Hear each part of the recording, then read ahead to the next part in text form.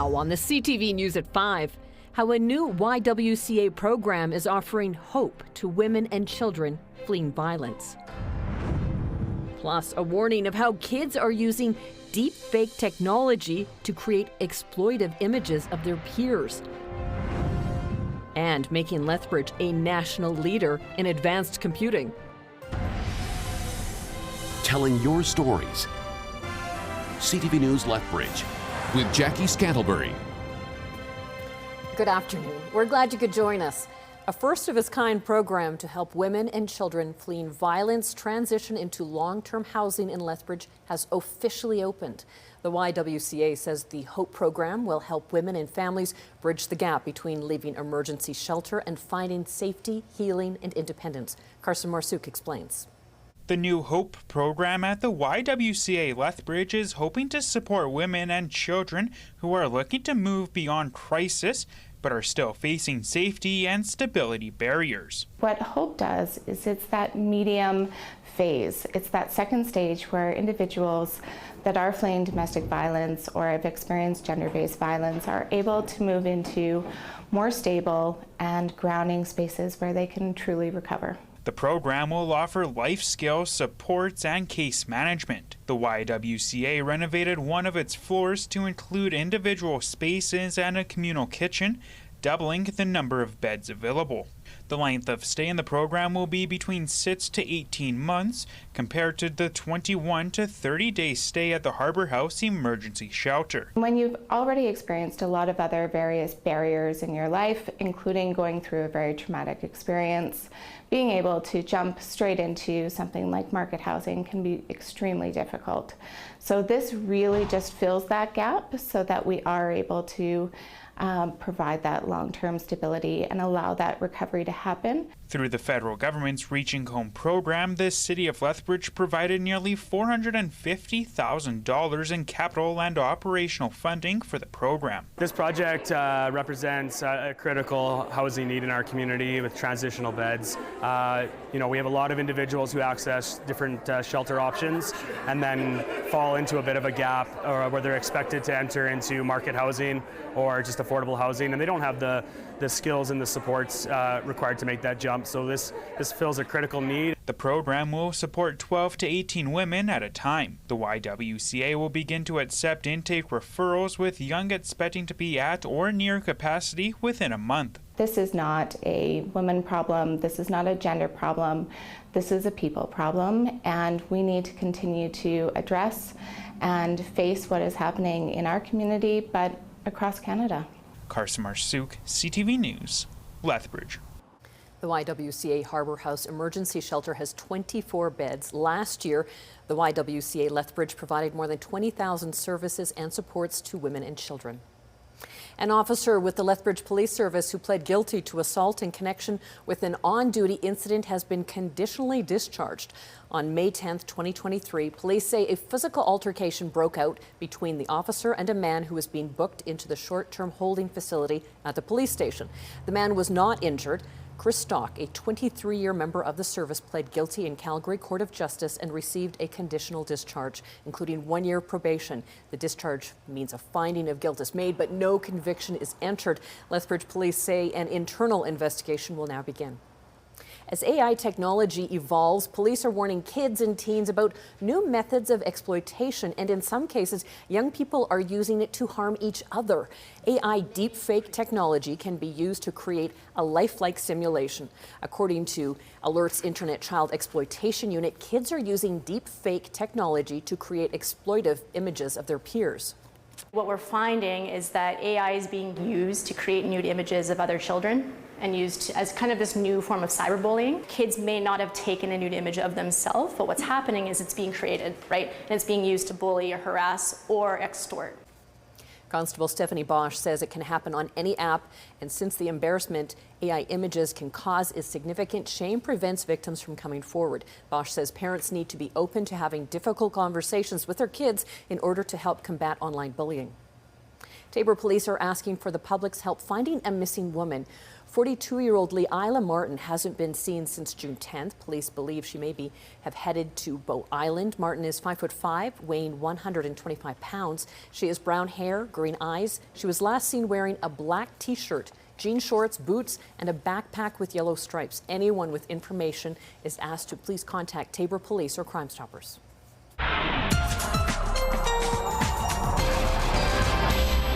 All right, Danielle, Savonia, a lot calmer than it was 24 hours ago, but more precipitation is on the way, and like a lot more. A lot. Intense rain later this week, but yes, it is quiet for now in Lethbridge for the rest of today, for tomorrow in Lethbridge, but outside of Lethbridge, a couple things going on. So it is a pretty active day further to the north, and I do want to pop in the watch here. So in the yellow severe thunderstorm watch in place, Claresholm over to Brooks included in that.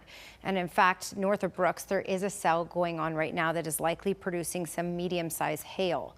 All right, 27 degrees is the temperature in Lethbridge at the moment. Sun and cloud for today and for the early evening hours before the sun sets. Temperatures are warm, things are calm and quiet, so enjoy it while we have it, because yes, we have cold temperatures and lots of rain to talk about in just a little bit. Jackie? All right, thank you, Danielle. Elk Valley Resources has cut 140 positions, but we have yet to hear how many people have actually been laid off. EVR operates 4 steelmaking coal mines in BC's southeast. In a statement, the company says challenging market conditions due to factors including general global economic conditions and increased steel exports from China have resulted in a significant drop in steelmaking coal prices. It also says the majority of affected employees have been reallocated to other vacant positions in the company. We've asked how many people have been let go but have yet to hear back. A new quantum super hub is helping to make Lethbridge a national leader in advanced computing. The community-based hub was launched by Economic Development Lethbridge at Tech Connect. This is the first place in Canada where everyday businesses and organizations can access quantum-powered computing skills to solve real problems. The hub is described as a supercharged problem solver where businesses can input information and data to find answers. The hub can help find the most efficient delivery route, help schedule staff, and model risk in financial or climate systems. When you think about agriculture alone, just in precision ag, in agri-food, agri-tech, we have manufacturing here, we've got supply chain, we have logistics.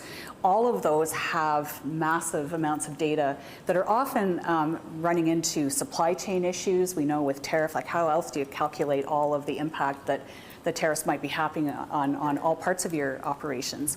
Now you have the ability to push all that data into one central place and maybe come up with some solutions you've never even thought of. SuperQ Quantum plans to open 20 hubs throughout Canada, the US, and Asia over the next 6 months. Agriculture experts and researchers are in Lethbridge for the Canadian Symposium on Remote Sensing. The main topic of discussion, how to use technology to help feed a growing world population. Quinn Keenan has more. The use of technology in farming continues to rise with every growing season. These innovations have helped farming to become even more efficient. The Remote Sensing Symposium gave the opportunity to talk about these latest advancements. Yeah, it's fantastic to see kind of cross-sector and the number of young professionals and students and researchers in this space all coming together to share ideas. Often people are working in silos on some of these projects, so it's really great to get everyone together talking about what they're working on. Improvements on satellite imagery have had a huge impact on efficiency. These images allow producers to better evaluate crop health, soil moisture, and more. That data can be used to make decisions on things like irrigation, fertilization, and pest control. And then there's been a real increase in the resolution from various satellites. So we're working with satellites now at 25 centimeters, 50 centimeters. So you can do a lot of imaging at that high resolution. These advancements have helped give rise to precision farming. The practice has helped to save farmers money by only applying inputs where needed and cuts down on food waste. That challenge overarching what's called precision agriculture and how to improve yields and productivity within a field. And I think what the conversation needs to shift from is overall improving yield productivity to being more efficient and effective in how those yields are applied. All these advancements will be needed as the world population grows rapidly. It's expected there will be 9.7 billion people on Earth by 2050. All those extra mouths to feed means farming will have to become even more efficient. Currently, agriculture occupies a lot of our land base. And it has problems, right? We have nutrients that run off the land, it goes into our rivers, nutrient blooms. How can we minimize the inputs of those of that and still get the same outputs? Quinn Keenan, CTV News, Lethbridge. A new exhibit aims to bring the history and cultural heritage of Alberta's plains to life. A diorama at the World Heritage Site west of Fort Macleod depicts the buffalo hunt. It was developed from guidance from Piikani elders and explores the spiritual and cultural significance of the hunt to the Blackfoot people. The exhibit at Head Smashed in Buffalo Jump is a gift thanks to the partnership between the Canadian Museum of History and Head Smashed in Buffalo Jump. The new Buffalo Hunt exhibit is a vibrant expression of Indigenous wisdom and identity, created with guidance of elders, communities, and valued partners to bring history to life in authentic and immersive ways. The diorama is on display for the foreseeable future. Lethbridge Transit is making changes to bus routes to better serve growing neighborhoods. Now, the city says the changes are part of feedback from riders to improve reliability and expand coverage. Some of the changes include routes 1 Gold and 2 Blue, 51 Red Crow, 4 Orange, and 60C Stafford Drive. A full breakdown can be found on the city's website. The wheels are now in motion for Conservative leader Pierre Poilievre's potential return to the House of Commons. Alberta MP Damien Currick has officially resigned his position. Earlier this spring, Currick promised to vacate his Battle River Crowfoot seat so Poilievre could run in a by-election. The Conservative leader lost his Ottawa area seat in April. Prime Minister Carney has said he will call a by-election as soon as possible. No word yet, though, on a date. The province says it continues to work to ensure age-appropriate books are in school libraries. About 2 weeks ago, the province announced it was creating a guideline for age-appropriate books. Yesterday, in a virtual roundtable discussion, the education minister said it's going to be a challenging task to determine how many explicit books should be in school libraries. I think it's almost an impossibility to be able to know the full extent of the content of the vast majority of books that are published in any environment. So these are ones that we do know, of course, that were brought to our attention. I don't know if there are others that have this level of graphic depiction. When asked who will be reading through the books to determine what's age appropriate, Nicolaides says the province is leaving that to the school boards to figure out. Danielle Savoni is back right after this break with a 5-day forecast. Also, what we know about a new strain of COVID circulating.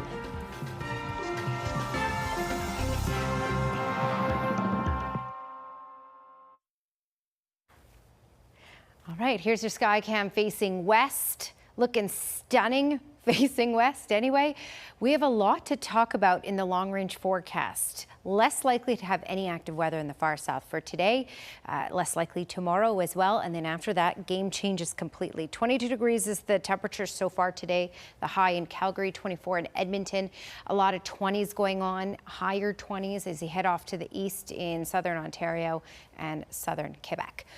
When we look closer to home, Milk River is at 27, so is Medicine Hat Brooks as well, 29 in Lethbridge and 24 in Pincher Creek. Okay, watches in place and warnings in the yellow here. Severe thunderstorm watch in place. We do have these cells that are tracking along, most of them looking like they're just to the north of Brooks, but this is one of those days that we have to take seriously. Larger size hail, Toonie size hail possible, 100-kilometer-per-hour gusts with some of these cells that are pushing through, and torrential downpours, quick torrential downpours. So that's really what's in Claresholm up through Vulcan, Brooks, all under the watch for today. South of that, if we get any activity at all, it should remain non-severe. But that's the risk in those areas for the rest of today. And here's a look at the cells and what's going on. Just to zoom in, again, you can see it's quiet Brooks and South at this point, but we could run into the potential over the next couple of hours of getting some activity, and anything could pop up really quick. So keep that in mind and keep your eyes on the sky for these next few hours. When we look long term, this is what we're watching here. We have two systems, and these systems look like they're going to combine. These are big systems. They're going to be slow movers, and this could amount to a significant amount of rain, days straight of rain. Temperatures will cool as well. So I want to show you that on the future cast here. As I fast forward tomorrow, later in the day, Calgary and up, looking at the potential for shower and thunderstorm activity, but small chance of seeing it in the far south. So it should be a really nice day tomorrow ahead of what's going to be a game changer for us. So here's a look at 11:30 on Friday morning. Friday is when the system begins, and it will be heavy at times. As you can see, there will be waves of very, very heavy rain, which could lead to some localized flooding as well. East Kootenay for tonight, 40 kilometer per hour gusts, calm and quiet tomorrow with a high of 26. Mix of sun and cloud, UV index very high at 8. Same idea for Crowsnest Pass. For this evening, Crowsnest Pass area, very small chance of any sort of thunderstorm activity, just a 30% chance. High of 24 for tomorrow with mainly sunny skies. Medicine Hat, small risk of a thunderstorm for this evening. Quiet overnight, quiet tomorrow, just a little slightly on the windy side at 40 kilometers per hour, a high of 27 with a good amount of sunshine. Okay, let's talk about that rainfall. For Lethbridge, could be a little windy tomorrow, but mainly sunny and 27. Officially, the start of summer on Friday, that kicks off with 10 to 15 millimeters of rain and just a high of 15. Just a high of 11 for Saturday, 30 to 40 millimeters of rain, and that's on the conservative side for the forecast. And then by Sunday, another 5 to 10 millimeters possible, and a couple could carry into Monday as well.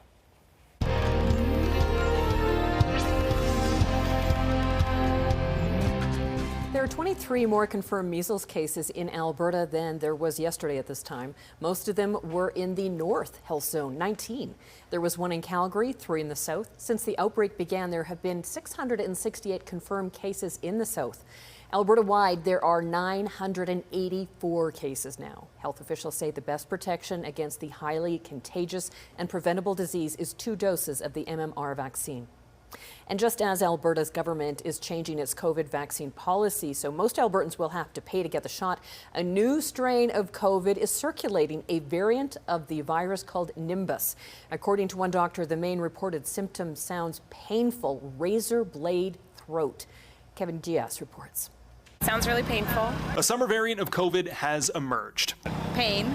Yeah. Absolutely. The marquee symptom being reported severe sore throat. Yes, absolutely. Avoiding it, yeah. People are describing what's called razor blade throat, or a really severe sore throat. Yes, you heard that right. While it might sound scary, Dr. Scott Roberts, medical director of the infection prevention at Yale New Haven Health, says it's not quite as scary as it sounds. And what I suspect is happening is people are just having really severe throats. Dr. Roberts says there's no data to suggest it's more dangerous or severe than the symptoms of years past. The sore throat part is just daunting. While it hasn't been officially reported in Connecticut, based on its presence in our neighboring states, Roberts says it's probably here. But he doesn't think cases will spike like years past. I don't expect them to go up anywhere near the level that we've seen before. He says COVID numbers are actually pretty low in Connecticut, which is a good sign. Our admitted numbers here have been really the best we've been in 5 years, and so we're certainly at a different phase right now than we were at any other point in the pandemic. And while Nimbus spreads, the good news is everything we've learned over the last 5 years still applies. So the trusty COVID test still works. The COVID test still works. It's never going to be the wrong decision to test yourself for COVID. Including the best prevention practices. Hand washing, don't touch face, yeah. Still ahead, a win for Team Canada at the CONCACAF World Cup. Sports is straight ahead.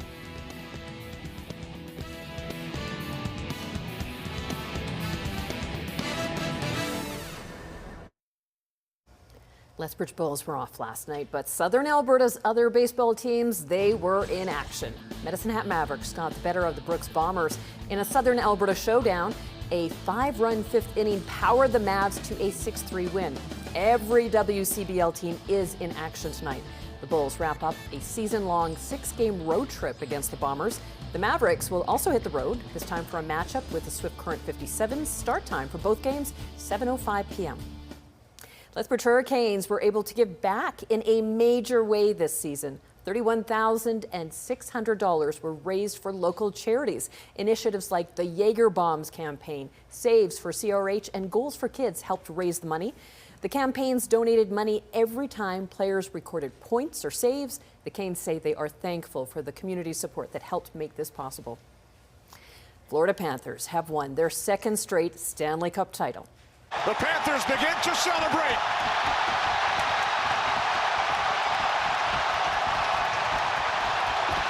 Panther perfection.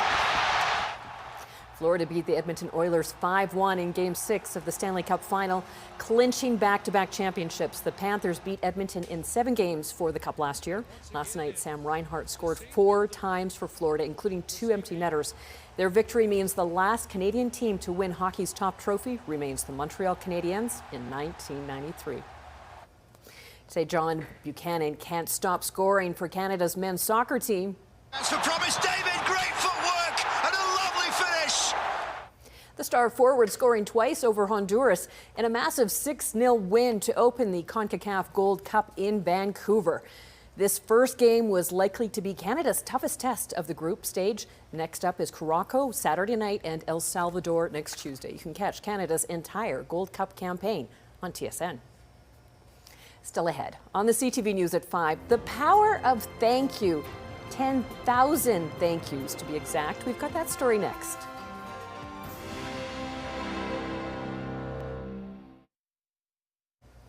It's never a bad time to thank someone for being your friend, or according to one woman who just wrote many thank you notes, you could thank someone for basically anything. Here's ABC's Danny New.